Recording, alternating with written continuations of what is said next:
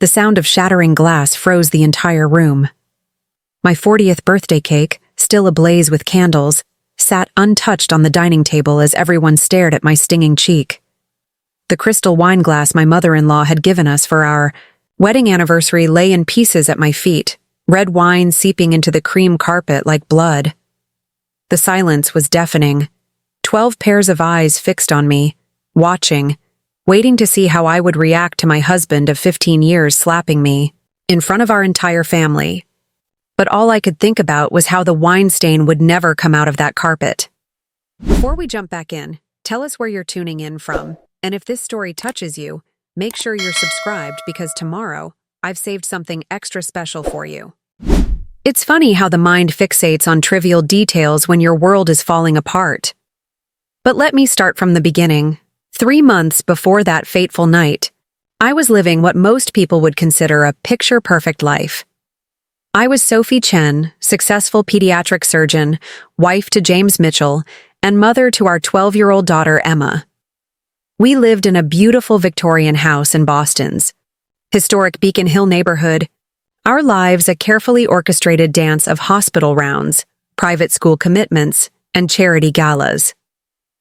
The cobblestone streets and gas lamps outside our window painted a perfect backdrop for what everyone saw as an enviable life. Our house, with its red brick facade and black shutters, stood as a testament to our success.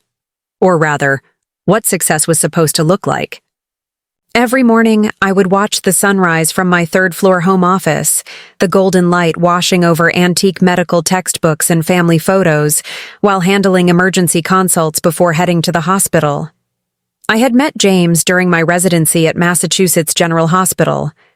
He was the charming investment banker who brought coffee to his mother during her chemotherapy sessions, always stopping by the pediatric ward to chat with the young residents. His mother survived her cancer, and I fell in love with his warm, brown eyes and the gentle way he spoke about his dreams. We married within a year, and I was certain I had found my forever. Our courtship had been a whirlwind of romantic gestures and shared hopes. James would leave surprise lunch deliveries at the hospital during my 30-hour shifts, complete with handwritten notes expressing his admiration for my dedication to my patients. He attended every one of my presentations at medical conferences, sitting in the front row with an encouraging smile. Back then, his pride in my accomplishments seemed genuine, untainted by the undercurrent of resentment that would later emerge. Looking back now, I should have noticed the subtle shifts, the way James's smile would tighten when I mentioned my recent promotion to chief of pediatric surgery, how he'd casually mention other surgeons' wives who had chosen to prioritize their families.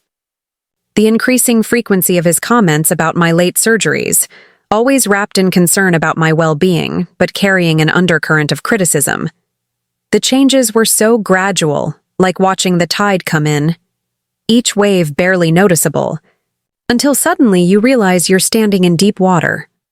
His suggestions about our finances turned into decisive actions. His concern about my work hours evolved into thinly veiled accusations about my priorities. The man who had once championed my career now seemed determined to diminish it.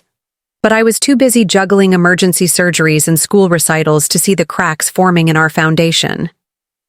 Too preoccupied with saving children's lives to notice how James had started controlling our finances, despite my significantly higher salary. Too focused on being the perfect wife and mother to realize how I had started asking permission rather than making decisions. My colleague and friend, Dr. Sarah Martinez, had tried to point out the changes in me. Over coffee in the hospital cafeteria, between consultations, she would make careful observations about how I had become less decisive in the operating room, how I constantly checked my phone for messages from James, how I had stopped attending medical conferences without him. But I dismissed her concerns, defending James's behavior as protective rather than controlling. That autumn morning, 3 months before my birthday, started like any other. I was reviewing patient files in my home office, preparing for a groundbreaking spinal surgery on a 6-year-old with a rare tumor, when Emma burst in, her school uniform already on, brown curls bouncing with excitement. "Mom, Dad said we're hosting your birthday dinner here this year. Can I help plan it? Please?" I looked up from my files, surprised. James and I hadn't discussed any birthday plans. In fact, for the past few years, I'd spent my birthdays on call at the hospital, a choice that had led to more than a few tense conversations. Last year, James had barely spoken to me for a week after I missed our planned dinner to perform an emergency surgery on a newborn with a congenital heart defect. "Honey, I haven't—" "It's going to be amazing," Emma continued, her eyes sparkling. "Dad's already invited everyone. Grandma and Grandpa Mitchell, Uncle Peter and Aunt Sarah. Even Cousin Rachel is flying in from Chicago, and Dad says we can use his event planner from work to make everything perfect." My stomach tightened. James had planned my birthday celebration without consulting me, inviting his entire family, knowing I was scheduled for a complex spinal surgery that day. A surgery I had been preparing for weeks, studying innovative techniques and consulting with colleagues across the country. A surgery that could change a young girl's life forever. When I confronted him that evening, James was in his study, his reading glasses perched on his nose as he reviewed investment portfolios. The warm lamplight cast shadows across his face, reminding me of the man I'd fallen in love with. But his expression when he looked up was one I had grown increasingly familiar with, a mixture of patience and condescension, as if he were dealing with a particularly difficult child. "Sophie, darling, you work too hard. Your birthday is the perfect opportunity for you to take a break, spend time with family." His tone was reasonable, caring even. "I've already spoken with Dr. Richardson. He's more than happy to take over the surgery." The casual way he had gone behind my back, making decisions about my career, my patients, my life, should have infuriated me. Instead, I found myself nodding, that familiar weight of guilt settling on my shoulders. Wasn't this what good wives did? Prioritize family over work? Put others' needs before their own? But that night, as I lay awake listening to James's steady breathing beside me, something felt different. Perhaps it was the way he had dismantled my professional boundaries without a second thought. Or maybe it was the realization that I couldn't remember the last time I had made a decision without considering his approval first. The moonlight filtering through our bedroom windows cast strange shadows on the wall, and for the first time, in years, I felt like a stranger in my own home. The next morning, I found Emma in the kitchen, surrounded by party planning magazines, her tablet open to Pinterest boards filled with birthday decoration ideas. Her enthusiasm was infectious, and for a moment, I allowed myself to imagine the dinner through her eyes. A perfect family gathering, everyone celebrating together, no hospital emergencies or urgent pages interrupting the festivities. "Mom, what's your favorite color?" Emma asked, looking up from her magazine. "Dad says we should stick to elegant cream and gold, but I think we should use purple since it's your favorite." I opened my mouth to agree with James's choice, then stopped. When had I become someone who needed approval for even my favorite color? When had I started deferring to his preferences in every aspect of my life, from the clothes I wore to the color scheme of my own birthday party? "Purple," I said firmly, watching Emma's face light up. Deep, royal purple. It was a small act of defiance, but something shifted inside me at that moment. Like the first hairline crack in a dam, insignificant on its own, but a harbinger of changes to come. I didn't know then that this seemingly innocent decision about party decorations would set in motion a chain of events leading to that shocking moment 3 months later. I couldn't have guessed that choosing purple over cream would be the first step toward the night my husband's palm would connect with my cheek in front of everyone we knew. But standing there in my kitchen, watching my daughter excitedly plan my birthday celebration, I felt something I hadn't experienced in years. A tiny spark of defiance, a whisper of the strong-willed surgeon I used to be, suggesting that perhaps it was time to start making my own choices again. If only I had known just how high the price of those choices would be. Preparing and narrating this story took us a lot of time, so if you are enjoying it, subscribe to our channel. It means a lot to us. Now back to the story. As October crept closer to my birthday, the tension in our house grew like a slowly tightening wire. James had hired Vivian Crawford, his company's most exclusive event planner, to transform our home into what he called an elegant celebration befitting a surgeon's wife. I watched as my personal milestone became another showcase of his influence, another opportunity to display our supposed perfect life to his carefully curated guest list.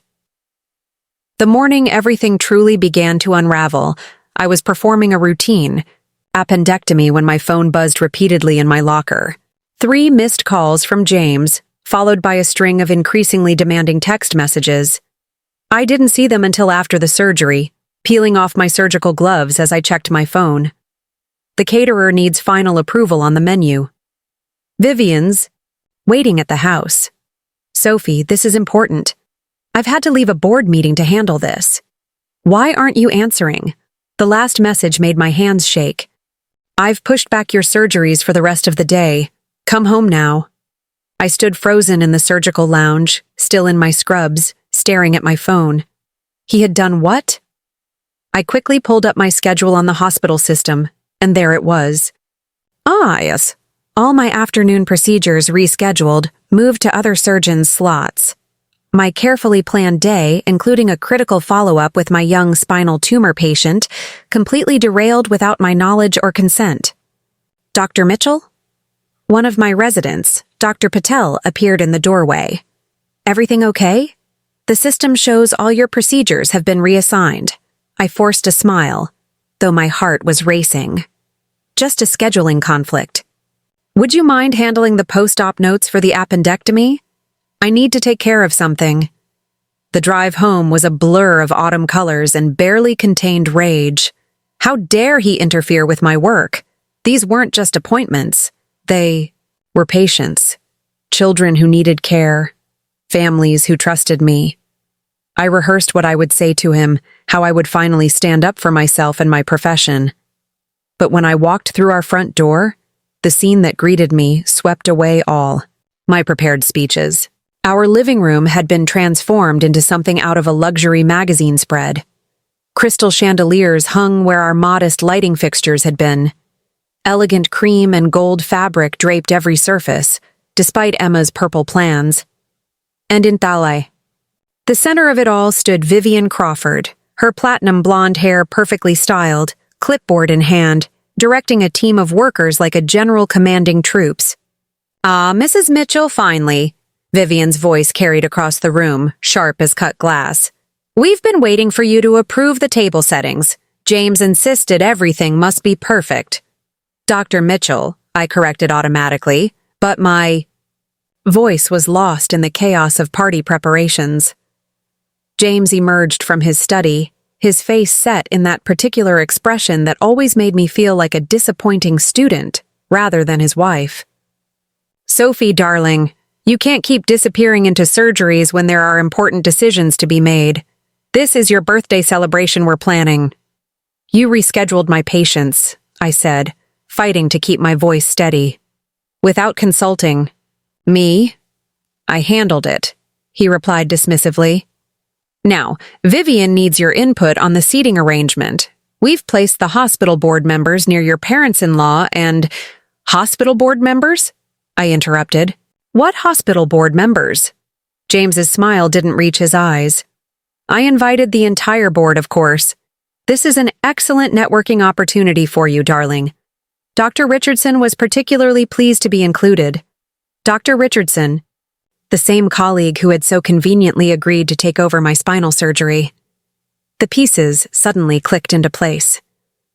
This wasn't just a birthday party, it was a power play. James was parading me in front of my colleagues, showing them he could control not just my schedule, but my entire professional life.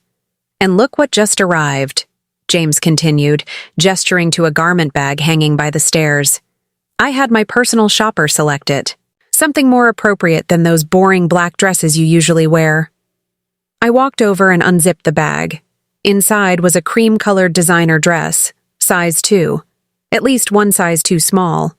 The price tag was still attached, the number making my stomach lurch. This wasn't a gift. It was another form of control. "I haven't worn cream since my wedding day," I said quietly. "You know I prefer jewel tones." "Sophie," James sighed, using the same tone he used when Emma was being difficult. "Cream is elegant, classic. It's what's expected for an occasion like this." Expected by whom? The words slipped out before I could stop them. "The board members." "You invited to my birthday without asking? The society wives you want me to impress? Or is it just what you've decided is appropriate for your wife to wear?" The room fell silent. Even Vivian's efficient movements stilled. James's face darkened, that familiar muscle twitching in his jaw. He dismissed the party planners with a wave, waiting until we were alone before speaking. "You're being ridiculous," he said, his voice dangerously soft. "Everything I do for us, for our family, for your career." "My career?" I laughed, the sound strange and hollow. "You mean the career you just interrupted by canceling all my surgeries? The career you're trying to manage through dinner parties and networking events? Someone has to manage it," he snapped. "You're so caught up in your precious surgeries that you've forgotten how to be a proper wife, a proper mother. When was the last time you attended a school function? When was the last time you were home for dinner?" "I save children's lives," I said, my voice shaking. "That's not something I can schedule around dinner parties. No, you hide in that hospital because it's easier than facing your responsibilities here. But that ends now." He stepped closer, his presence suddenly overwhelming. "You will wear the dress, you will host this party, and you will start acting like the wife I need you to be." In that moment, looking into his eyes, I saw something I had never fully acknowledged before. The depth of his need to control, to shape, to dominate every aspect of our lives. This wasn't love. It was ownership. "And if I don't?" I whispered. Surprised by my own daring, James's smile was cold. "Then perhaps it's time we discuss whether you can balance your career with our marriage at all. I'm sure the board would be interested in hearing about your difficulties managing your professional and personal responsibilities." The threat was clear. Everything I had worked for, my position at the hospital, my reputation, my ability to help my patients, all of it could be jeopardized by the right words in the right ears. And James, with his connections and influence, knew exactly which ears to whisper into. I stood there, the cream dress like a ghost beside me, feeling the walls of my carefully constructed life beginning to close in. The woman I had been 15 years ago, the confident surgeon who had caught James's eye, seemed like a stranger now. But somewhere inside me, that stranger was beginning to stir, awakening to the reality of what my marriage had become. The choice, hanging in the air, was clear: submit or fight. And for the first time, I wasn't sure which path I would choose. The morning of my 40th birthday dawned crisp and clear, but I barely noticed the autumn sunshine streaming through the windows. I was in my office at the hospital, reviewing the file of Lily Zhang, my 6-year-old spinal tumor patient, the surgery James had so casually reassigned. Her latest MRI results showed the tumor growing faster than we'd anticipated. Time was running. "Out, Dr. Mitchell." I looked up to find Lily's mother, Grace, standing in my doorway.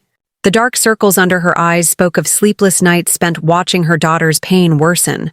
She clutched a handmade birthday card, clearly created by Lily during her art therapy sessions. "I know we're not supposed to be here today," Grace said softly, "but Lily insisted on delivering this herself. She's scared about having a different doctor for the surgery." My heart clenched. Behind Grace, I could see Lily in her wheelchair, her once vibrant face now pale and drawn, but still managing a brave smile as she held up her card. The purple glitter on it sparkled in the morning light. "Dr. Richardson is an excellent surgeon," I heard myself saying, the words tasting like ash in my mouth. "He'll take good care of..." But he's not you, Grace interrupted, her voice breaking. You've been with us since the diagnosis. Lily trusts you. We trust you. I glanced at my phone, seeing the notifications piling up. Messages from James, from Vivian, from the catering company. The weight of expectations pressing down on me like a physical force. But looking at Lily's hopeful face, I knew I couldn't walk away. Let me make a call, I said, already reaching for my office phone. James answered on the first ring. Sophie, where are you? The makeup artist is waiting. The photographer needs to do pre-party shots before the guests arrive. James, I need to do this surgery. Lily's tumor? We've discussed this. He cut in, his voice sharp. Dr. Richardson is handling it. Everything is arranged for tonight. The board members are coming. Your parents are flying in. This isn't up for debate. She's 6 years old, James. She's counting on me. And I'm counting on you to be my wife for once, instead of everyone else's savior. The line went quiet for a moment before he continued, his voice dangerously soft. You know what's at stake here, Sophie. Don't make me remind you. As I set the phone down, my hands were trembling. Through my office window, I could see Grace comforting Lily, who had started to cry quietly. The sight crystallized something inside me. The surgery is at 2 p.m., I announced, standing up. I'll perform it myself. Grace's eyes widened. But your party? We'll wait, I finished firmly. Some things are more important. The next few hours passed in a blur of preparation. I ignored the increasingly frantic messages from James and Vivian, focusing instead on reviewing surgical approaches and consulting with my team. Dr. Patel, my resident, looked both terrified and thrilled when I informed him he'd be assisting. But Dr. Richardson said, Dr. Richardson isn't here, I cut in. Are you ready to learn something new today? His answering grin reminded me of myself at his age, before I'd learned to temper my enthusiasm to suit others' expectations.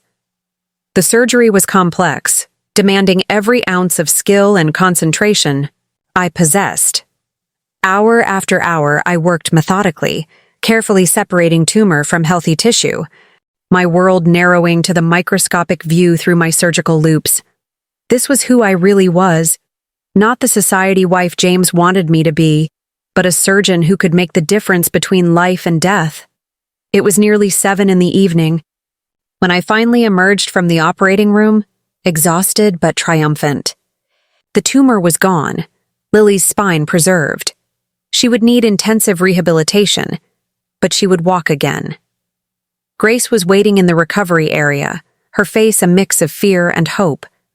When I told her the news, she collapsed against me, sobbing, with relief. Over her shoulder, I saw James standing in the doorway, still in his business suit, his face a mask of cold fury. A moment, Sophie, he said, his voice carrying that false calm that always preceded his worst moments. He grabbed my arm, steering me into an empty consultation room. What do you think you're doing? He hissed, closing the door behind us. Everyone is waiting at the house.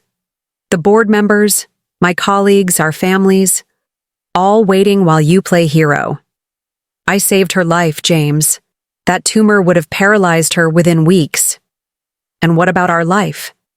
He stepped closer, his perfectly manicured hand gripping my wrist. Do you have any idea how this makes me look? My wife, too busy playing doctor to attend her own birthday party? Playing doctor? I yanked my hand away, anger finally overwhelming fear. I am a doctor, a surgeon. That's not a role I'm playing. It's who I am. Who you are, he spat, is my wife, and it's time you remembered that. What happened next seemed to unfold in slow motion. James raised his hand, not to strike, not yet, but to grab my chin, forcing me to look at him. But something in me had shifted during those hours in surgery. I caught his wrist mid-motion. Don't, I said quietly. Don't ever touch me like that again. His eyes widened in shock, then narrowed dangerously. You're making a scene, he warned, glancing at the door. Think about what you're doing. I am thinking. Clearly, for the first time in years. I took a step back, putting space between us. Go back to the party, James. Make my excuses. Tell them whatever you want, but I'm staying with my patient tonight. If you don't come home with me right now, he said, his voice dropping to a whisper, don't bother coming home at all. The words hung in the air between us, heavy with threat and promise. I looked at him, really looked at him, and saw not the charming man I'd married, but a stranger whose love had twisted into something toxic and controlling. Okay, I said simply. Okay? He blinked, thrown by my calm acceptance. Okay, I won't. Come home. I turned toward the door, pausing with my hand on the handle. And James, happy birthday to me. I walked out of that consultation room feeling lighter than I had in years, despite knowing that the real storm was yet to come. The party would still happen. James would make sure of that. He would spin some story about my dedication to my patients, playing the understanding husband. But we both knew that tonight had changed everything.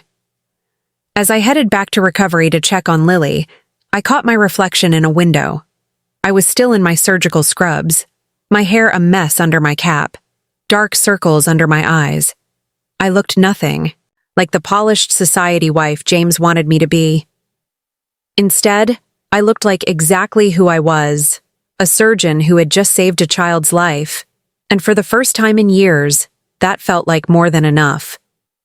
The hospital's on-call room became my sanctuary that night. Sitting on the narrow bed, I methodically began to assess my situation like I would a complex surgical case. First, identify the problem. Then, plan the approach. Finally, execute with precision. No room for error, no space for emotion to cloud. Judgment. My phone had exploded with messages during Lily's surgery. I scrolled through them now, each one revealing a different facet of the chaos I'd left behind. Mom, where are you? Dad's telling everyone you had an emergency. Emma. Sophie. Darling, James says you're stuck in surgery. Should we postpone? Mom. The board members are asking questions. Call me immediately. James. Dr. M. Rumors flying around the party. Need to talk. Dr. Sarah Martinez. But it was the last message that made my blood run cold. I've frozen. Our joint accounts. We'll discuss this when you're thinking rationally. James, I closed my eyes, remembering the financial documents I'd signed over the years, always trusting James to handle our money because he knew best. How many times had he assured me it was easier this way, letting him manage everything while I focused on my surgeries? The perfect setup for the perfect trap. A knock at the door startled me. Dr. Sarah Martinez stood there, still in her evening dress, looking decidedly out of place in the sterile hospital corridor. Thought I'd find you. Here, she said, closing the door behind her. Your house is interesting right now. You went to the party? Someone had to witness the performance. Sarah kicked off her heels, settling into the room's only chair. James is playing it beautifully, the devoted husband whose wife is too dedicated to her patients to attend her own party. He's got half the board eating out of his hand, talking about work-life balance and the challenges of modern medical careers. My stomach churned. Of course he would turn this to his advantage, spinning a narrative that made me look unstable, unreliable, unable to manage my professional and personal lives. He's laying groundwork, I said quietly. Sarah nodded. For what? I don't know yet, but I need to start preparing. I reached for my laptop, opening a new document. Tell me everything that happened at the party. Every detail, every conversation. For the next hour, Sarah recounted the evening's events. James hosting with perfect charm, smoothly explaining my absence. His sister Amanda consoling Emma, who looked confused and upset. The board members discussing recent changes in hospital policy regarding surgical assignments. My mother-in-law, Margaret, commenting loudly about career women who can't set priorities. As Sarah talked, I typed, creating a detailed timeline. Patterns emerged. James wasn't just doing damage control, he was orchestrating a campaign. Every sympathetic nod, every concerned comment about my work hours, every mention of stress and burnout was carefully calculated. He's building a case, I realized, for when he makes his move. What are you going to do? I opened a new browser. Window, fingers flying over the keyboard. First, damage control of my own. I need to document everything, every patient outcome, every surgical success, every decision I've made professionally. I paused, thinking, can you get me the success rates for the pediatric surgery department over the last 5 years? Sarah raised an eyebrow. Planning to fight fire with fire? Planning to protect myself. I pulled up my surgical schedule for the next month. James has connections, influence, but I have data, facts, results that speak for themselves. Sophie. Sarah hesitated. What about Emma? The question hit me like a physical blow. Emma, my brilliant, sensitive daughter, caught in the middle of whatever was coming. I couldn't leave her alone with James and his manipulations, but I also couldn't take her from her home, her school, her life. I need to think strategically, I said finally. James will expect me to act emotionally, to rush in and make mistakes. I can't give him that ammunition. Sarah watched me for a moment, then pulled out her phone. I'm texting you my cousin's number. She's a family law attorney, specializes in high-conflict divorces. Very discreet. I haven't said anything about divorce. You don't have to. Sarah stood, gathering her things. But you should know your options before he tries to take them away. After Sarah left, I spent hours building my defense. I documented every surgery James had tried to reassign, every meeting he'd interfered with, every financial decision he'd made without my input. I pulled up old emails, text messages, calendar entries, anything that showed a pattern of control and manipulation. Around midnight, my phone buzzed with a text from Emma. Mom, are you coming home? My heart ached as I typed, Not tonight, sweetheart. I need to stay with a patient. Dad's really angry. He broke one of Grandma Chen's vases. I stared at the message, remembering my mother's face when she'd given me that vase for my wedding. A strong house needs strong foundations, she'd said in Mandarin, her way of blessing our marriage. Now those foundations were crumbling, and I had to decide what to save from the wreckage. Dawn found me still working, surrounded by printouts and notes. I'd created separate email accounts, started researching apartments near the hospital, made lists of essential documents I needed to secure. Each step was carefully planned, each decision weighed against potential consequences. My pager buzzed. Lily was awake and responding well to treatment. I gathered my things, preparing to check on her before rounds. As I stood, my wedding ring caught the early morning light, sending small rainbows dancing across the wall. I twisted it off my finger, surprised at how light it felt, how little resistance it gave. 15 years of marriage, reduced to a small circle of gold that had become nothing more than another chain James had used to bind me. In my locker, behind old surgical textbooks and spare scrubs, I found an empty specimen jar. The ring made a small clinking sound as it fell to the bottom. The first piece of evidence in what I knew would become a much larger case. The sun was rising over Boston as I walked to Lily's room, my ringless hand feeling strange but somehow freer. In the distance, I could see my house on Beacon Hill, its windows dark and shuttered. James would be awake soon, probably already planning his next move. But for the first time in years, I was planning too. And this time, I wouldn't be the one in checkmate. 3 days after my failed birthday party, I found myself in a sleek downtown office 40 floors above Boston Harbor. Catherine Wu, Sarah's cousin and family law attorney, sat across from me, her expression neutral as she reviewed the documentation I'd gathered. The room felt uncomfortably warm despite the October chill outside. Or maybe it was just the weight of what I was about to do. "Impressive," Catherine said finally, setting down a folder containing my hospital records and performance reviews. "Most clients come to me with feelings and accusations. You've brought me data." "I'm a surgeon," I replied. "Data is how I make decisions." Catherine nodded, pulling up something on her computer. "Your husband's financial records are interesting. Multiple offshore accounts, complex investment structures. He's been busy. James always handled our finances. I forced myself to maintain eye contact. I trusted him. Trust is expensive in divorces like this."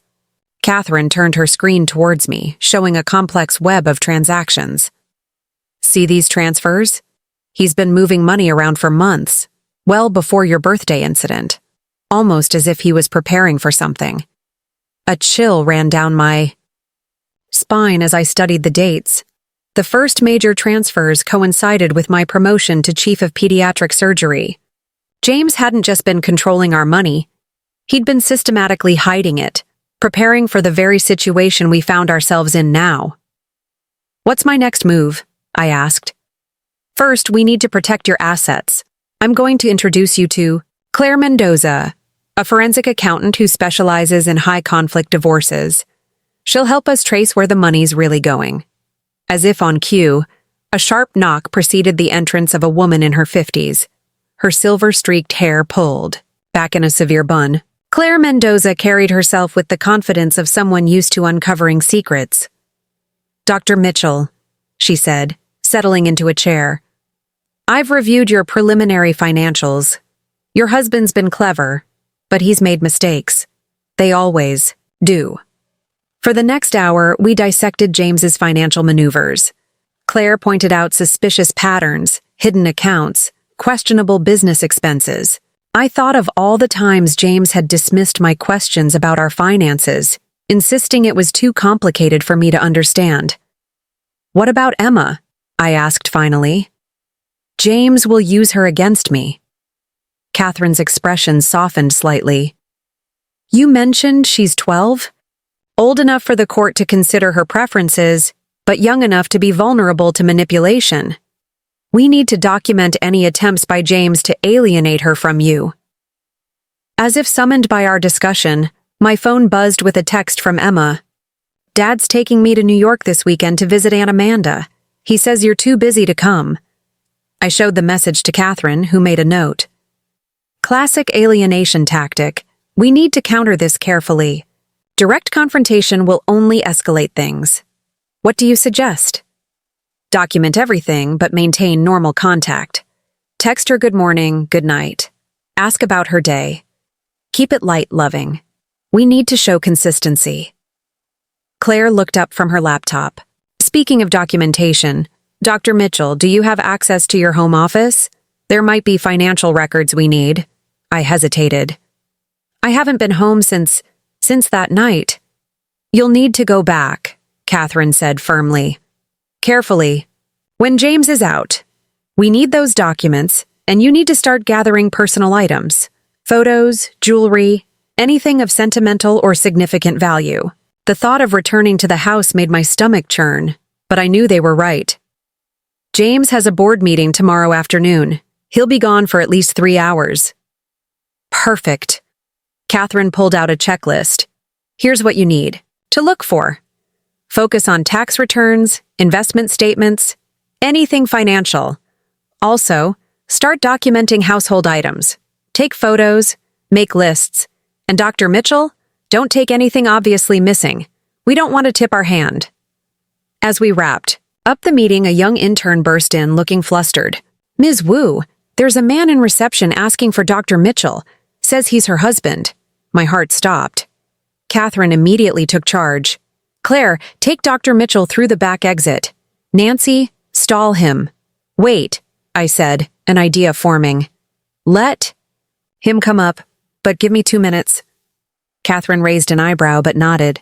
I quickly gathered my papers, shoving them into my bag. Claire helped me arrange the conference room, removing any trace of legal documents, leaving only innocent-looking hospital papers visible. When James walked in, I was reviewing surgical schedules, the perfect picture of a dedicated doctor.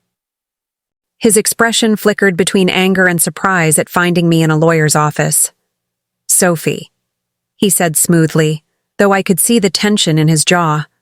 "I've been looking for you. You haven't been home in days." "I've been busy with patients." I kept my voice neutral. "Lily's post-op care is crucial."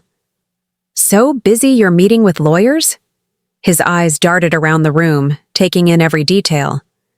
"Healthcare attorneys," Catherine interjected smoothly. "Dr. Mitchell is consulting on some hospital policy matters. I don't believe we've been introduced." James's face remained pleasant, but I saw his hands clench slightly.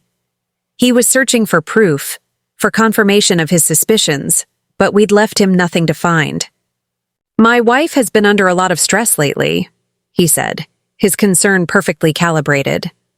"I'm worried about her judgment." "My judgment is fine, James." I stood, gathering my things. "The hospital needs these policies reviewed.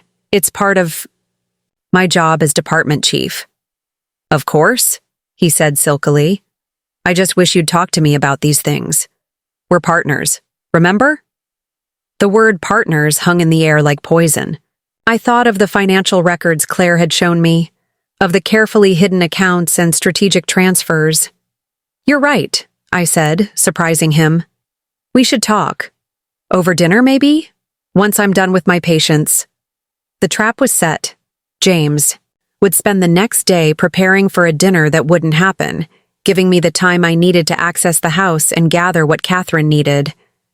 As we left the office separately, James to his car, me through a side exit where Sarah waited, I felt a strange calm settle over me. The game was changing. James thought he was the only one who knew how to move pieces on the board, but he'd forgotten something crucial. As a surgeon, I knew that the key to success wasn't just in making the right moves. It was in preparing for every possible complication before you ever picked up the scalpel. The return to outward normalcy felt like slipping into a role in an elaborate play. The morning after my meeting with Catherine, I stopped by the house before my hospital rounds, making sure my arrival coincided with James's breakfast routine. The cream-colored dress he'd bought for my birthday still hung in its garment bag, now a costume for the part I needed to play. "I've been thinking," I said, pouring coffee into my usual mug, the one Emma had painted for me years ago. "You were right about the party. I should have handled things differently." James looked up from his Wall Street Journal, surprise flickering across his face before settling into satisfied approval. "I'm glad you've come to your senses, darling.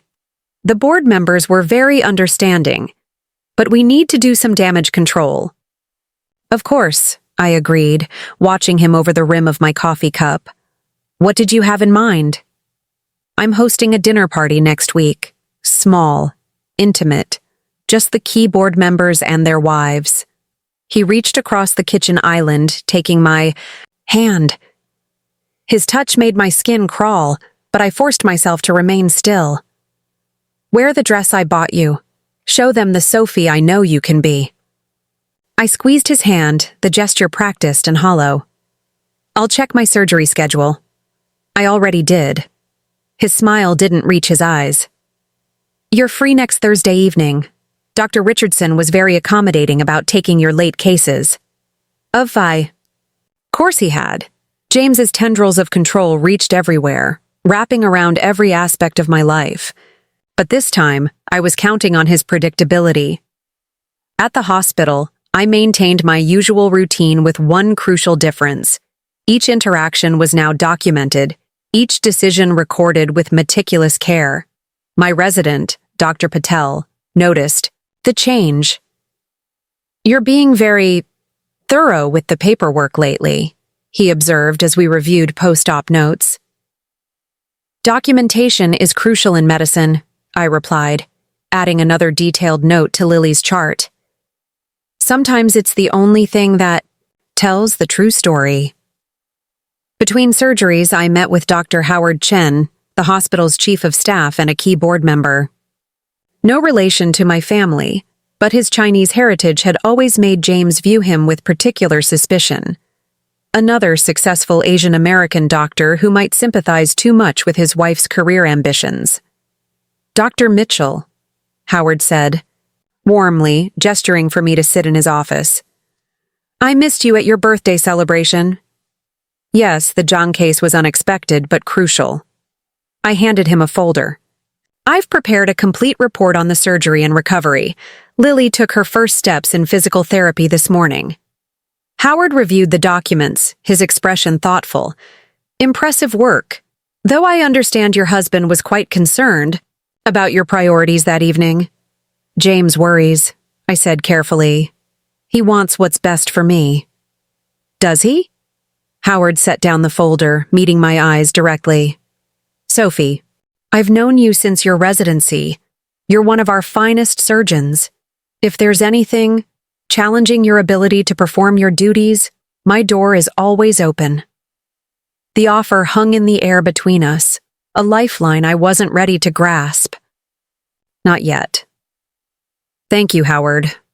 I'll remember that." Later that afternoon, I found myself in the hospital chapel, not praying but thinking. The quiet space offered refuge from the constant performance my life had become. A movement near the door caught my attention. It was Margaret Chen, one of our most experienced nurses and a favorite among pediatric patients. "Everything okay, Dr. Mitchell?" she asked, sitting beside me. "We don't usually see surgeons in here, unless something's wrong." I'd worked with Margaret for years, trusted her with countless patients' lives. Now, looking at her concerned face, I made a decision. If I asked you to do something unusual, something that might seem strange but could be very important, would you help me? Margaret's expression didn't change, but her posture straightened slightly. "What do you need?" "I need you to start keeping a separate set of notes on my surgeries. Everything. Patient outcomes, my behavior, my decision-making, date and time. Stamp everything. Keep it somewhere safe, not in the hospital system." "Does this have something to do with your husband's visits to the ward?" My head snapped up.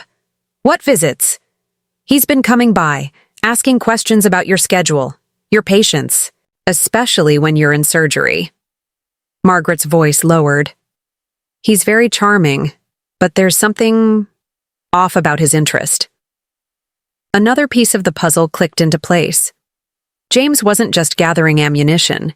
He was building a case, collecting witnesses, creating a narrative of a wife losing control of her professional life. "Will you help me?" I asked. Margaret patted my hand, her grip firm and reassuring. "I'll do better than that. I'll talk to the other nurses.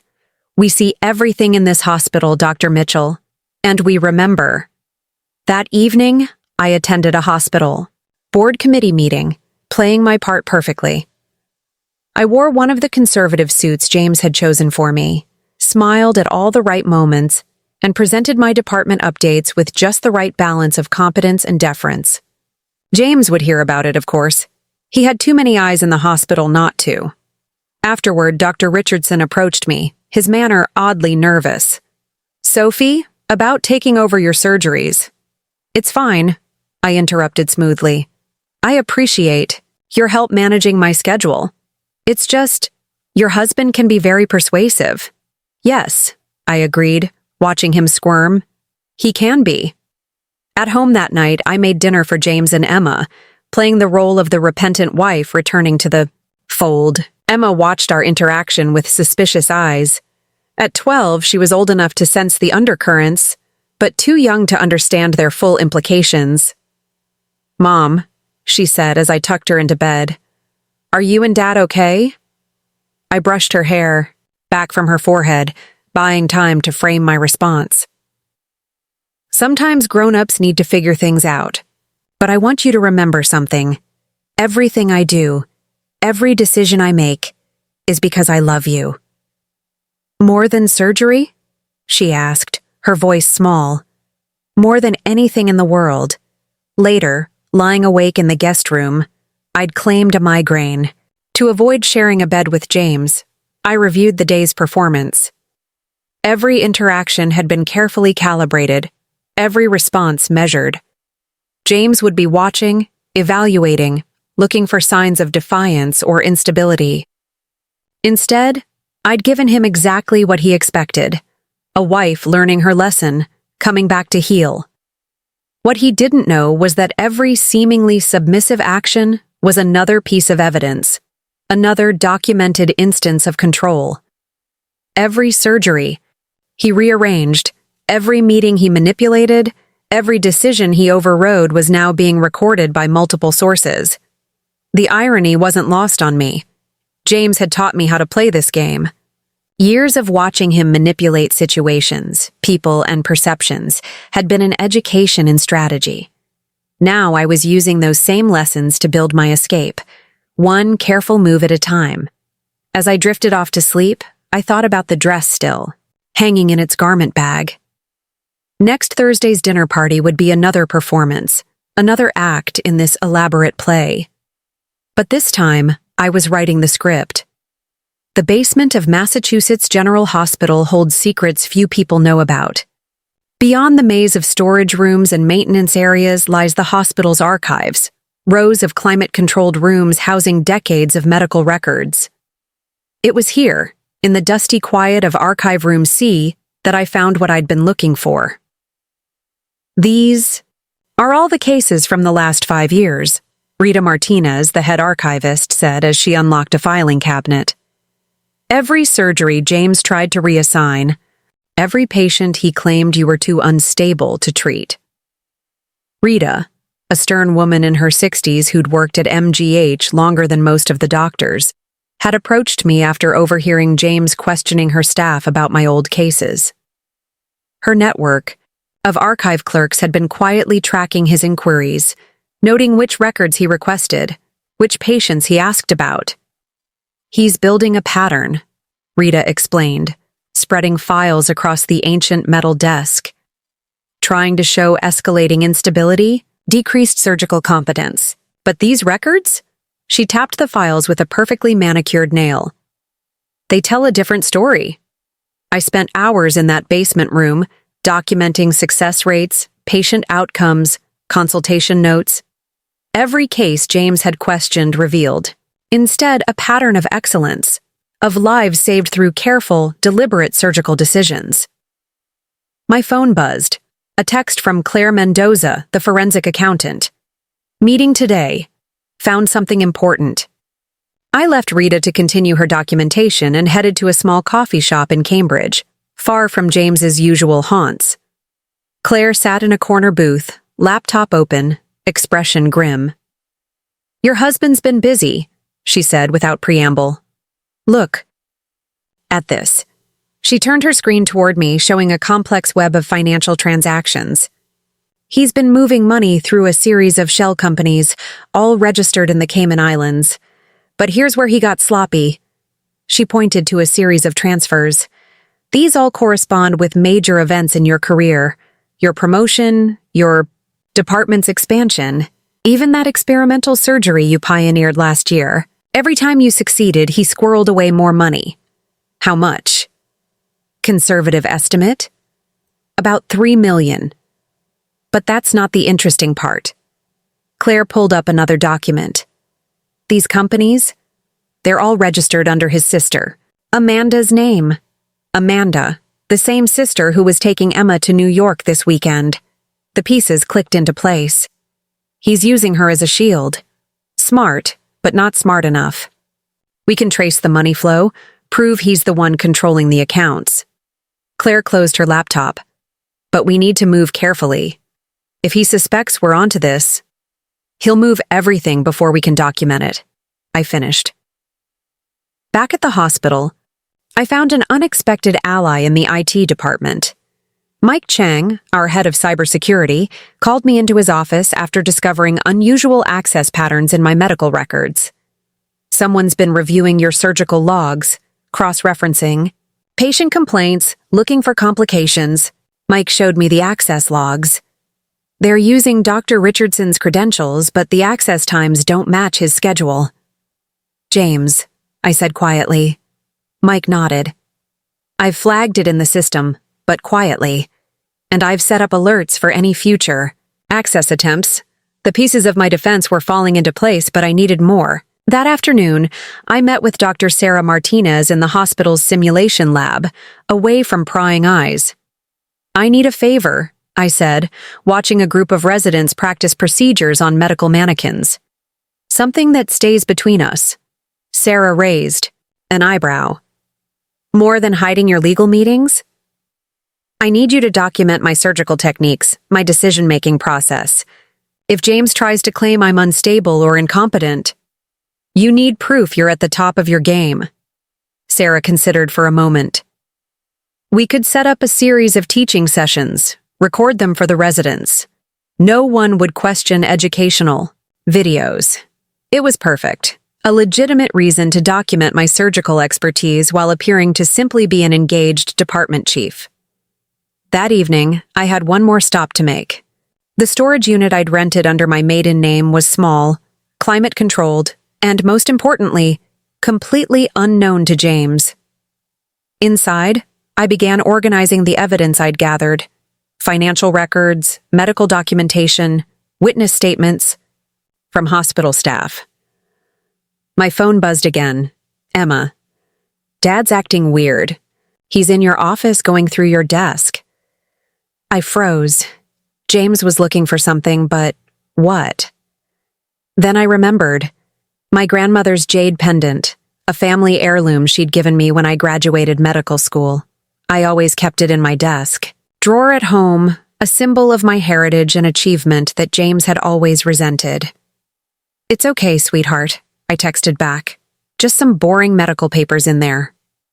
The pendant was already safely stored in a safety deposit box, along with other irreplaceable items I'd been quietly securing. James would find nothing but what I wanted him to find. Carefully selected papers that supported the narrative I was creating of a dedicated surgeon and mother. Later that night, as I reviewed surgical plans for the next day's procedures, my office phone rang. The number was blocked. Dr. Mitchell? A woman's voice, vaguely familiar. You don't know me, but I was one of James's previous assistants at the investment firm. Before your marriage? My heart rate picked up? Yes? There are things you should know about how he handles situations he can't control. She paused. About what happened to his first wife. First wife? James had never mentioned being married before, but of course, it fit the pattern perfectly. Another piece of his past carefully controlled, hidden away like those offshore accounts. Can we meet? I asked. Tomorrow. Noon. The Butterfly Garden, at the Museum of Science. She hung up before I could respond. I sat back in my chair, mind racing. James's carefully constructed image was beginning to crack, revealing darker patterns beneath. But I had to be careful. If this mysterious caller was legitimate, she could provide crucial evidence. If not, it could be a trap, James testing my loyalty. My pager beeped. Emergency surgery. As I scrubbed in, I thought about butterflies, those deceptively delicate creatures that emerged from darkness transformed. Tomorrow would bring new revelations, new pieces to the puzzle. But tonight, I had lives to save. In the operating room, I was in complete control, every movement precise, every decision clear. It was the one place James couldn't touch, couldn't manipulate. My surgical team moved in perfect synchronization, trusting my leadership without question. As I made the first incision, I smiled behind my surgical mask.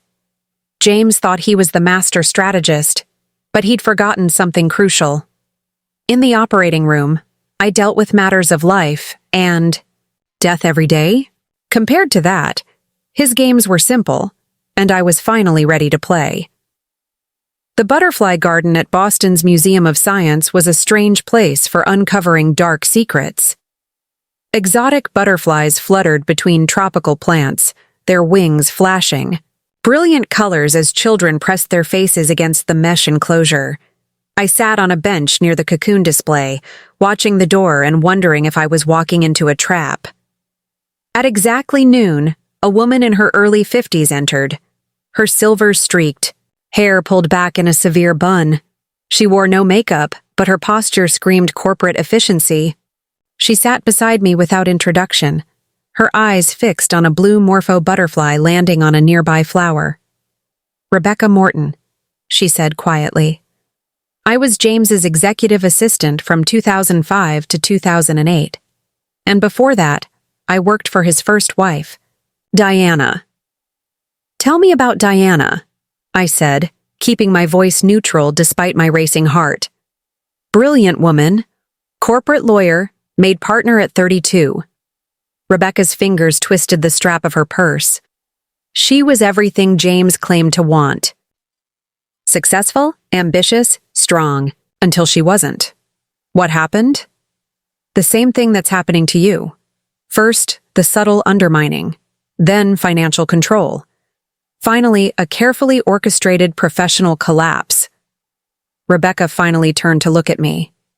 She lost everything. Her partnership, her reputation, even her license to practice law. James made sure of it. How? Fabricated evidence of client fund mismanagement. Carefully planted rumors of mental instability. By the time she realized what was happening, it was too late. The divorce destroyed her. My phone buzzed. A text from Catherine Wu. "Emergency. Come to the office now." I showed Rebecca the message. "I have to go." She nodded, sliding a USB drive across the bench. Everything I could document about Diana's case. Be careful, Dr. Mitchell. James learned from that divorce. He won't make the same mistakes twice. Catherine's office was chaos when I arrived. Claire Mendoza was there, along with two people I didn't recognize. "Sophie," Catherine said, her usual composure cracked. "James is making his move. Today." "What?" "He's filed an emergency petition for temporary guardianship over your medical decisions and practice rights." Catherine handed me a thick legal document. "He's claiming you're experiencing a mental health crisis that's endangering your patients."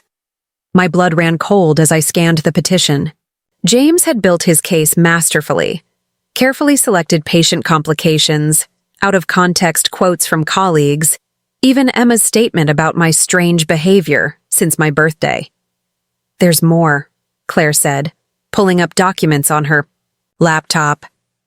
"He's frozen all your remaining accounts, including your personal savings, and he submitted a formal complaint to the hospital board." "Dr. Richardson is backing his claims," one of the strangers said. "I'm David Park from the medical board. We're required to investigate." The room spun slightly. This was James's endgame, not just controlling me, but destroying my ability to practice medicine, just as he'd done to Diana. "The hearing is tomorrow morning," Catherine said. "We need to decide our counter-strategy now." "No," I said quietly, surprising everyone. "We need to end this today." I pulled out my phone, dialing Howard Chen's number. "Howard? I need an emergency board meeting, full committee, including ethics. Yes, today. And Howard, have security ready." Next, I called Margaret Chen from the pediatric ward. "It's time. Get everyone we discussed." Finally, I turned to Catherine. "How quickly can you get a judge to hear our evidence?" "For what?" "Everything. The financial fraud, the professional sabotage, the pattern of abuse. And Diana's case." Catherine's eyes widened at the mention of Diana. "You found her?" "Better. I found proof." I held up Rebecca's USB drive. "But we move today, before James can finish what he started." The next 4 hours were a blur of activity. Hospital security cameras caught James trying to access my office. Again, this time with Dr. Richardson. Both were escorted to the boardroom, where they found not a vulnerable target, but a carefully prepared tribunal. Howard Chen sat at the head of the table, flanked by board members and ethics committee representatives. On one side sat my team, Catherine, Claire, Rebecca Morton, and a row of nurses led by Margaret. On the other, A very nervous Dr. Richardson faced the medical board investigators. James's smile faltered as he took in the scene. "What is this?" "An intervention," Howard said calmly. "Please sit down." What followed was the most carefully choreographed dismantling I'd ever witnessed. Claire presented evidence of financial fraud. Rebecca testified about Diana's systematic destruction. Nurses documented James's pattern of interference with patient care. Dr. Richardson, faced with evidence of his complicity, crumbled and admitted James had pressured him to falsify concerns about my competency. But it was Emma's video deposition, recorded that morning by Catherine, that delivered the final blow. "Dad made me say Mom was acting weird," her voice rang, clear through the speakers. "He told me if I didn't help him, Mom would have to go away to a hospital because she was sick. But Mom's not sick. Dad's the one who's wrong." I watched James's face as his carefully constructed world collapsed. The mask of concerned husband cracked, revealing something darker beneath.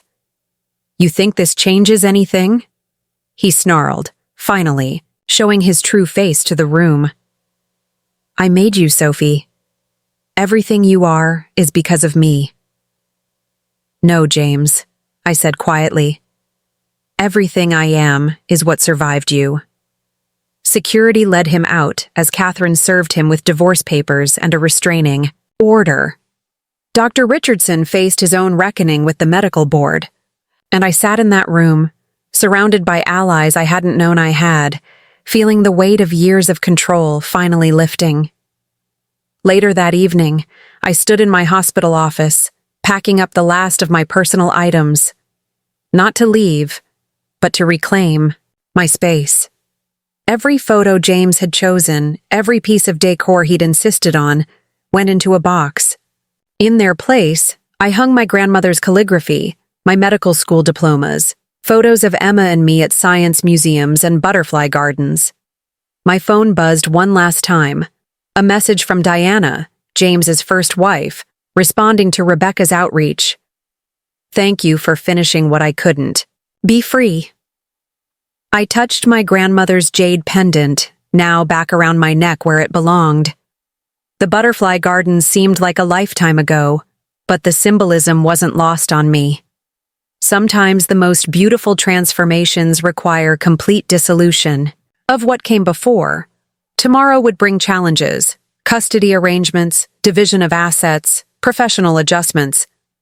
But for the first time in years, I felt fully present in my own life, ready to face whatever came next.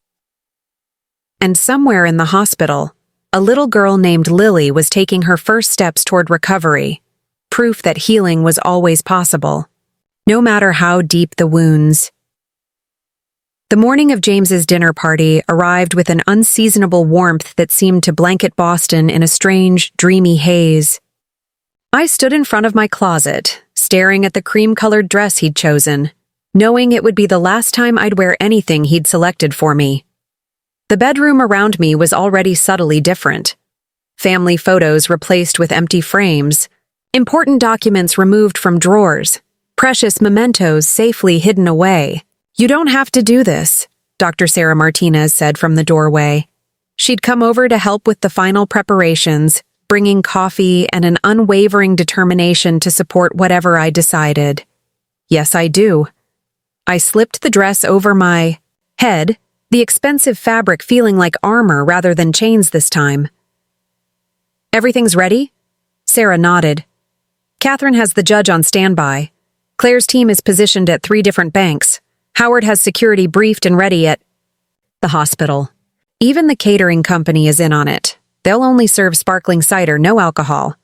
We need everyone clear-headed for what's coming." The doorbell rang, right on schedule. My first guests weren't the board members James expected, but Diana's former law partners, armed with documentation of James's previous manipulation tactics. They settled into the living room, laptops open, looking for all the world like early arriving dinner guests. Next came Detective Laura Rodriguez from the Financial Crimes Unit, her badge discreetly hidden under an elegant blazer. "Remember," she said quietly as I took her coat, Let him make the first move. We need him to show his hand. The house filled slowly with a carefully orchestrated mix of actual dinner guests and strategically placed allies. James moved through, the crowd playing the perfect host, completely unaware that half the people clutching champagne flutes were actually part of a coordinated sting operation. Emma was safely away at her best friend's house, protected from what was about to unfold. My daughter had been through enough. She didn't need to witness this final act. At exactly 7:30 p.m., right as James was about to begin his carefully planned speech, the doorbell rang one last time. The sound cut through the polite dinner party chatter like a knife. "I'll get it," I said, moving toward the door before James could stop me. On the doorstep stood Howard Chen, flanked by two members of the hospital board, not the ones James had invited, but the heads of ethics and legal compliance. Behind them, partially hidden by the growing darkness, I could see police cars quietly taking position along our street. "Sophie?" James's voice carried from the dining room, a note of confusion creeping in. "Who is it, darling? Why don't you come see for yourself?" I called back, my voice steady despite my racing heart. James appeared in the foyer, his practiced smile faltering as he recognized Howard. "I don't understand. The board members I invited won't be coming," Howard finished. "They're in an emergency session, reviewing some very interesting documentation about patient care interference and medical credential fraud." The color drained from James's face. "What are you talking about?" "Perhaps we should discuss this privately," Howard suggested. Though we both knew privacy was no longer possible, the carefully cultivated audience of board members, legal observers, and law enforcement was exactly what we needed. "No," I said firmly. "I think we should discuss it right here, in front of everyone you invited to witness my supposed instability." James's hand twitched toward his pocket, where his phone would be, where he could call Dr. Richardson for backup. But Sarah had already handled that part of the plan. By now, Richardson would be in his own meeting with the medical board, facing questions about his role in James's schemes. "Sophie, you're not thinking clearly," James tried, reaching for my arm. "You've been under so much stress lately." Detective Rodriguez stepped forward, her badge now visible. "Mr. Mitchell, I'd advise you not to touch your wife." The facade cracked. Just for a moment, but long enough for everyone to see the fury beneath. "What have you done?" he hissed at me. "I've taken control of my life," I replied, reaching up to unzip the cream-colored dress. Underneath, I wore my surgical scrubs, my true uniform, my real identity. And I'm not the only one. As if on cue, Diana entered through the still-open door. James's first wife looked nothing like the broken woman from Rebecca's stories. She'd rebuilt her life, become a legal advocate for survivors of financial abuse. Now she stood tall, facing the man who'd tried to destroy her. "Hello, James," she said calmly. "We need to talk about patterns of behavior." What followed was the most extraordinary dinner party Boston's Beacon Hill had ever witnessed. Instead of James's planned character assassination, guests were treated to a methodically presented case against him. Financial records appeared on the dining room walls via projector. Witness statements were read between courses. Bank transfers were traced over dessert. James tried every tactic: charm, confusion, anger, threats. But each attempt was met with calm, documented evidence of his manipulation. When he finally snapped, lunging across the table at me with decades of thwarted control in his eyes, it was in front of exactly the right audience. As security led him away in handcuffs charged with financial fraud and witness intimidation, I stood in my surgical scrubs surrounded by the wreckage of his perfect dinner party. Crystal glasses held evidence of wire transfers instead of wine. The elegant place settings were buried under legal documents, and the cream-colored dress lay discarded on a chair, never to be worn again. "Dr. Mitchell," Howard said quietly, "you're Operating room is ready whenever you want to return. No restrictions, no oversight beyond standard protocols. I nodded, thinking of all the surgeries James had tried to take away, all the patients who needed me. I'll be there first thing tomorrow. Diana touched my arm gently. The first day is the hardest, and the most liberating. Any advice? I asked. She smiled. Change the locks. Change your passwords. Change everything he ever controlled. But don't change who you are. That's what he really wanted, and that's what you never let him take. As the house slowly emptied of guests and evidence collectors, Sarah stayed to help me begin the physical transformation of my space. Together, we stripped James's presence from the house, his carefully selected artwork, his controlling notes, his organizational systems. What now? Sarah asked as we collapsed onto the couch, surrounded by boxes of James's things. I looked around at my home, really seeing it for the first time in years. Now, I rebuild. But this time, I'm the architect. My phone buzzed. A text from Emma. Can I come home now? Yes, sweetheart, I typed back. Everything's going to be different now. But different can be better.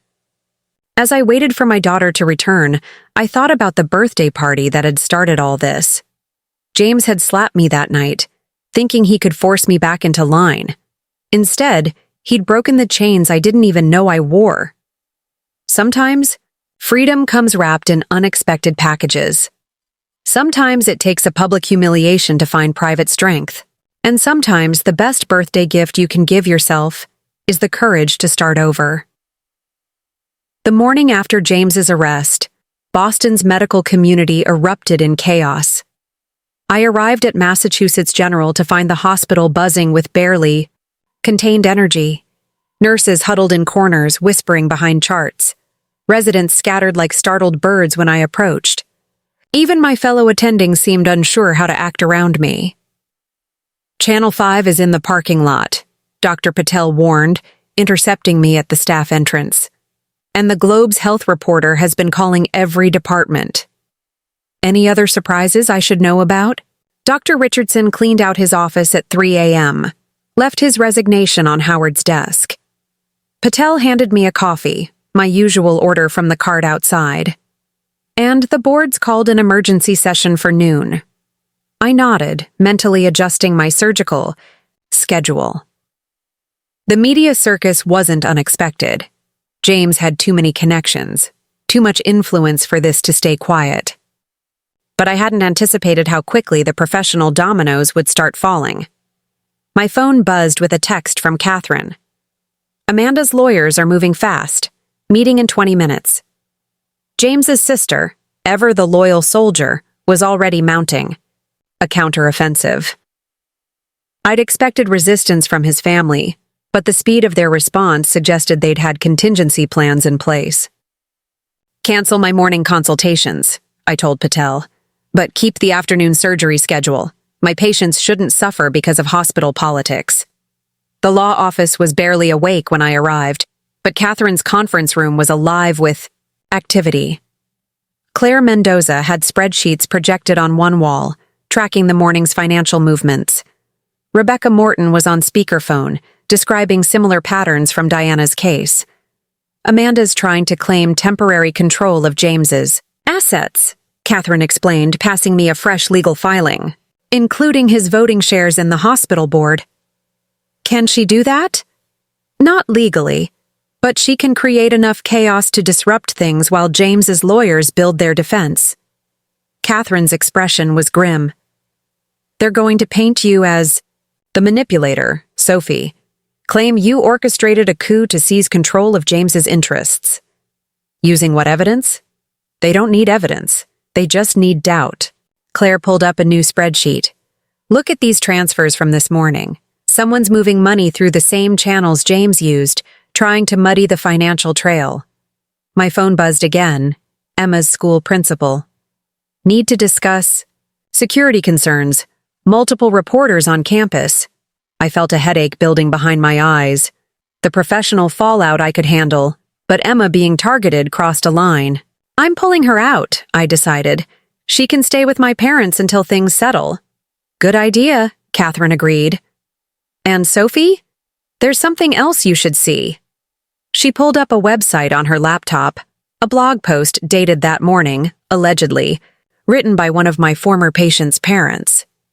It described in detail how I'd been emotionally unstable during their child's treatment, making erratic decisions that put their son at risk. It's fake, Catherine said quickly. We've already confirmed the parents never wrote this, but it's just the beginning. James's team will try to drown out the truth with a flood of false narratives. I thought of my patients, my colleagues, my reputation built over years of dedicated work. How quickly could it all be dismantled by a well-orchestrated smear campaign? Dr. Mitchell? I turned to find Margaret Chen in the doorway, still in her nursing scrubs. Behind her stood a group of nurses, orderlies, and support staff from the pediatric ward. We heard about the blog post, Margaret said. We have something for you. She handed me a USB drive. Every case you've handled in the past 5 years, every success, every complication, every decision, all documented by the staff who were actually there, not some fake internet story. Stared at the small device, feeling tears prick at my eyes. Margaret, we take care of our own, she said simply. The whole department signed statements. Let them try to question your competence now. The morning became a blur of meetings and countermeasures. Howard Chen rallied the hospital's PR team to combat the false narratives. Diana's legal colleagues began tracking down other victims of James's manipulation, building a pattern of behavior that stretched back decades. But it was the unexpected support that caught me off guard. The mother of a former patient arrived, with home-cooked meals, saying simply, "You saved my daughter. Let me help now." Residents organized a schedule to escort Emma between classes, shielding her from reporters.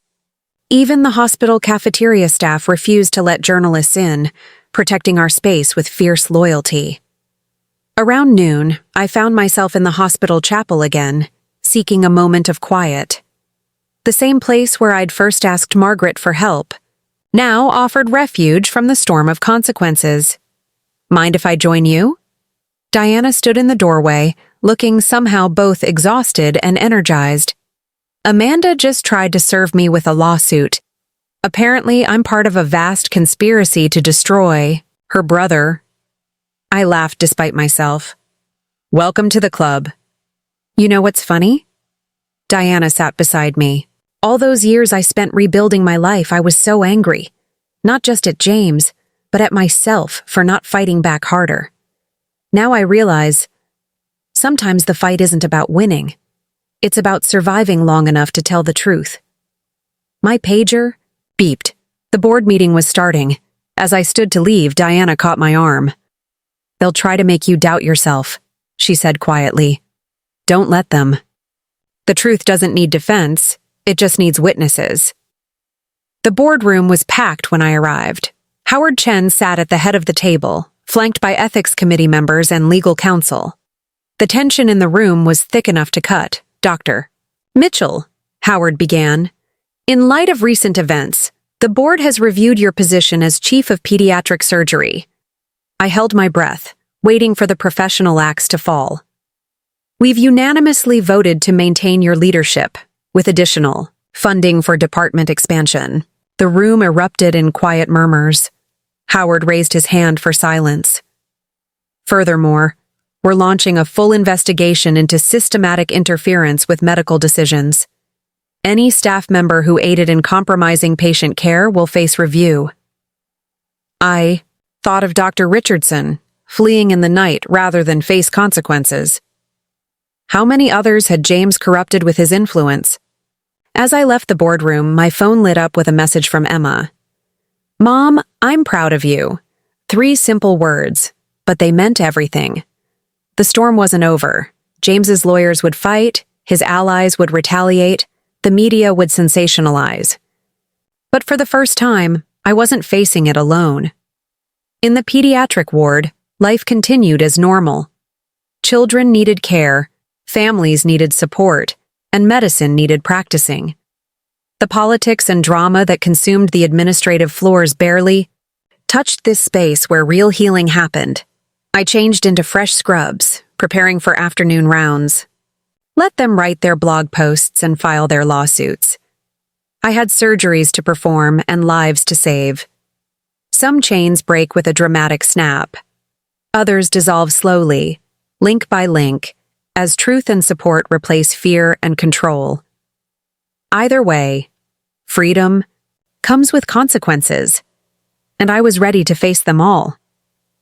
The ripples of James's arrest spread far beyond our immediate circle, touching lives I'd never expected to intersect with mine.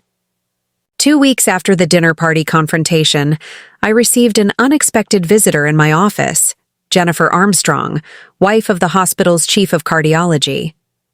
"I've left Marcus," she announced without preamble, perching nervously on the edge of a chair.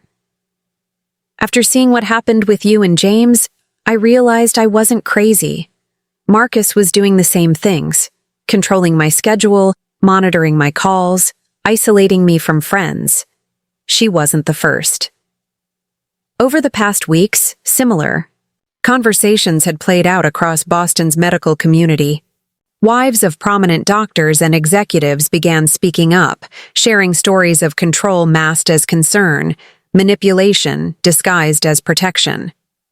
The hospital's HR department was overwhelmed with complaints of workplace harassment and power abuse. Dr. Marcus Armstrong was just the latest domino to fall, but his position made the impact particularly significant. "There's going to be a support group," Jennifer said, twisting her wedding ring, "for partners and spouses affected by this kind of situation. Would you consider speaking at our first meeting?" I hesitated, thinking of my already overwhelming schedule. But then I remembered Diana's words about surviving to tell the truth. When and where? The meeting was held in a community center downtown, far from the hospital's sphere of influence. Walking in, I was stunned by the turnout. Not just doctors' wives, but nurses, administrators, even patients who'd experienced medical gaslighting. Each person carried a story of power misused, trust betrayed. "We're calling it breaking patterns," explained Dr. Sophie Chen, a psychologist who'd volunteered to facilitate. No relation to my family, but her Chinese heritage added another layer of understanding to the cultural complexities many women faced. As I shared my story, other voices joined in. A nurse described how her department chief husband controlled their finances, echoing James's tactics. A hospital administrator revealed how her spouse used her medical history to question her competency at work. Patterns emerged, connecting seemingly isolated incidents into a web of systemic abuse. But the most surprising revelation came from an unexpected source. During a break, a young resident approached me, wringing her hands nervously. "Dr. Mitchell? I was Dr. Richardson's student last year. There's something you should know." She described a pattern of favoritism and manipulation in the residency program. Richardson had been grooming young doctors, teaching them to prioritize political connections over patient care. James's influence had corrupted not just the present, but potentially the future of medicine at MGH. The next morning, I brought this information to Howard Chen. His office had become command central for the hospital's ongoing investigation. "We've uncovered similar issues in other departments," Howard confirmed, showing me a spreadsheet of complaints. James and Richardson weren't unique. They were part of a larger culture of control. How deep does it go?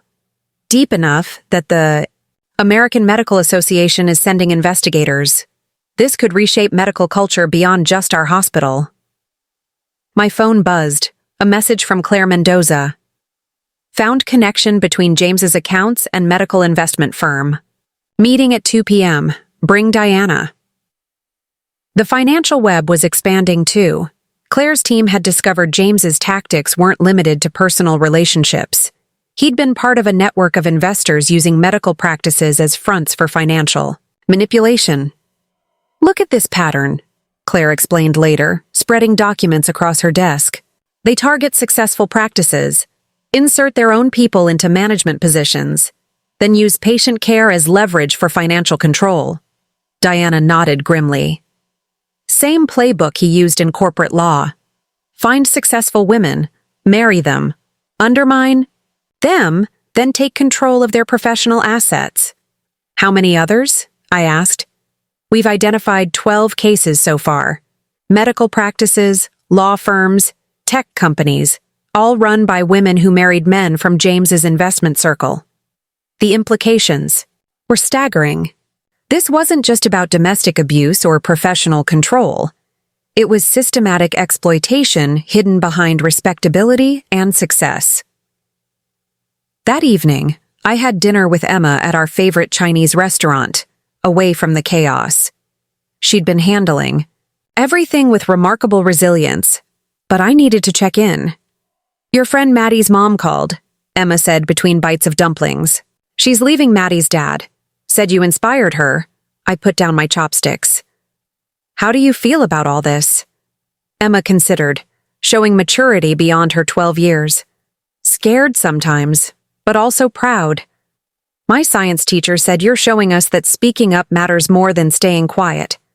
Later that night, I received an email from a medical school in California. They wanted me to give a keynote speech about recognizing and addressing power abuse in medical institutions. Similar invitations had been arriving daily. Conferences, universities, professional organizations all wanting to discuss the wider implications of what had happened at MGH. The media narrative was shifting too. Instead of sensationalizing the personal drama, reporters began investigating the systemic issues. The Boston Globe ran a series on financial abuse in professional marriages. National news outlets explored how power dynamics in medicine affected patient care. My phone rang, Catherine Wu, with an update on the legal front. James's lawyer reached out. They want to negotiate. What's their offer? Full financial disclosure, no contest divorce, and a public statement taking responsibility. In exchange, they want us to drop the professional misconduct charges. And Amanda's lawsuits? That's the interesting part. She's willing to testify against James. Apparently, she found evidence he's been manipulating her too, using her name on those shell companies without her knowledge. The house of cards was collapsing, each revelation exposing new layers of deception. But something unexpected was emerging from the ruins. A network of support and solidarity, crossing professional and personal boundaries. Margaret Chen's nurses had started a mentorship program for female medical students. Diana's legal colleagues were offering pro bono services to women trapped in similar situations. Even the hospital board was implementing new policies to prevent abuse of power. That night, I stood at my office window, watching the lights of Boston twinkle against the darkening sky. On my desk lay invitations to speak, requests for interviews, proposals for systemic change. The personal storm I'd weathered had grown into something larger, touching lives far beyond my own. My pager beeped. Emergency surgery needed. Real life continued alongside the investigations and revelations. Children still needed care, families still needed hope, medicine still needed practicing. As I headed to the OR, I passed the hospital chapel where this journey had begun. Inside, I glimpsed Jennifer Armstrong talking with another doctor's wife, heads bent in conversation. More ripples, more changes, more truth emerging into light. Sometimes the biggest waves start with the smallest disturbance. A birthday party, a slap, a moment of saying, enough. You never know how far the ripples will reach or what they might change along the way. 1 year later, I stood in an auditorium at Harvard Medical School, facing a sea of eager faces. The annual conference on ethics and power dynamics in medicine had grown from a small departmental meeting to an international event.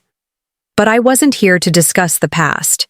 Today, we're announcing the launch of the Phoenix Initiative, I began, watching understanding dawn across the audience.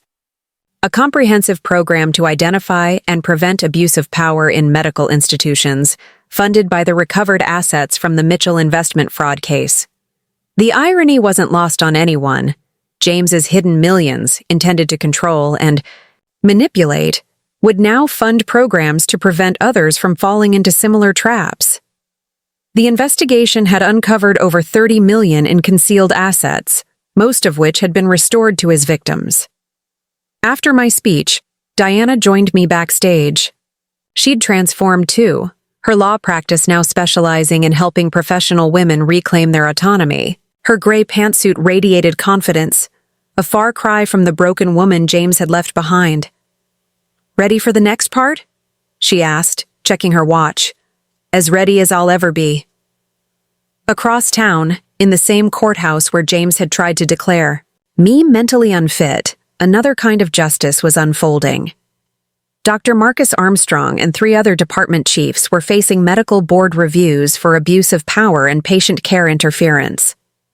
Jennifer Armstrong sat in the front row, her testimony instrumental in exposing the systematic manipulation of hospital resources. But the most significant change wasn't in the grand gestures or public victories. It was in the small moments, the quiet transformations happening behind closed doors. Emma had started a support group at her school called Speak Up, helping kids recognize and report controlling behavior. At 13, she showed more wisdom about healthy relationships than I had at 30.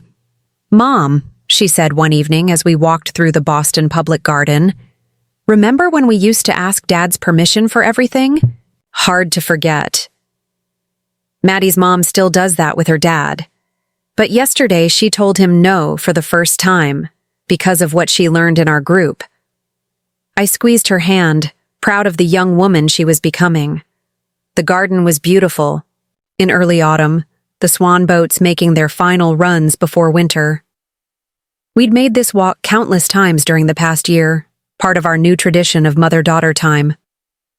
My phone buzzed, a message from Margaret Chen. "Turn on channel." 5 now.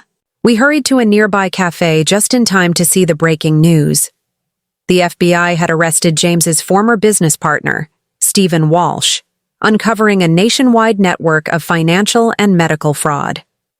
The investigation that started with one birthday dinner had led to the largest medical corruption case in Massachusetts history. "Dr. Mitchell?" I turned to find a young medical student nervously clutching a coffee cup. "I'm starting my residency next year. Your story, it changed how I look at medicine. Could I ask your advice?" Before I could respond, another voice joined in. We all could. Lisa Chen, the psychologist from Breaking Patterns, stood nearby with a group of healthcare professionals. What started as a simple coffee shop conversation evolved into an impromptu mentoring session. Stories were shared, experiences compared, lessons learned. That evening, I had one more stop to make. The hospital chapel, once my refuge, had been transformed into a wellness center for staff and patients. The Breaking Patterns support group met here weekly, but tonight was special. Jennifer Armstrong stood at the podium, her voice strong as she shared her story. In the audience sat nurses, doctors, administrators, people from every level of the medical hierarchy. The walls that once divided us had crumbled, replaced by understanding and solidarity. The hardest part, Jennifer said, wasn't leaving. It was realizing I could have left years ago if I'd only known I wasn't alone. After the meeting, I found myself in my office, looking at the changes there too. My medical degrees hung alongside thank you drawings from patients. The jade pendant from my grandmother had been joined by a phoenix pendant, a gift from the first group of residents I mentored after James's arrest. A knock at the door revealed Howard Chen. "The board approved your proposal," he said without preamble. "Every medical student in our program will now receive mandatory training in recognizing and responding to power abuse. And the other hospitals? 5 major teaching hospitals have adopted similar programs.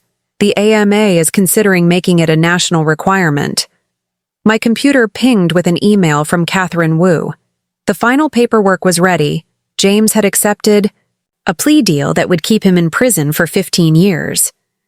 More importantly, He would never again be allowed to hold a position of financial or medical authority. As I packed up for the day, I found an old photo tucked in my desk drawer. My 40th birthday cake, candles still blazing, captured moments before everything changed.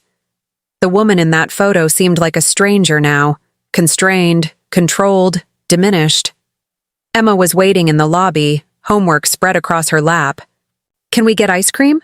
she asked, reminding me that some things never change, no matter how much else does. "Actually," I said, "I have a better idea." We drove to our favorite Chinese restaurant, the same one where we'd had so many important conversations over the past year. But this time, we weren't alone. Diana was there, and Jennifer, and Margaret, all the women who had become more than allies. They had become family. "Happy unbirthday," Emma announced, bringing out a cake decorated with a phoenix rising from flames. I looked around the table at these faces, each bearing their own story of transformation. We had all changed, grown stronger not just individually, but together. The chains that once bound us had become bridges, connecting us in ways James could never have imagined. "Make a wish," Diana urged. I closed my eyes, but no wish came to mind. Everything I needed was already here: freedom, purpose, community, and love. Not the controlled, conditional love James had offered, but something real and sustaining. As we shared cake and stories, I thought about all the women still trapped, in their own versions of my old life. But now there were pathways out, support systems in place, voices ready to speak truth to power. The phoenix pendant caught the light as I leaned forward to hug Emma. Sometimes the greatest transformations come not from the fires that burn us, but from what we choose to build from the ashes. And sometimes, the best birthday gift isn't the party or the presents, but the moment you finally realize you're free. Up next, you've got 2 more standout stories right on your screen. If this one hits the mark, you won't want to pass these up. Just click and check them out. And don't forget to subscribe and turn on the notification bell so you don't miss any upload from us.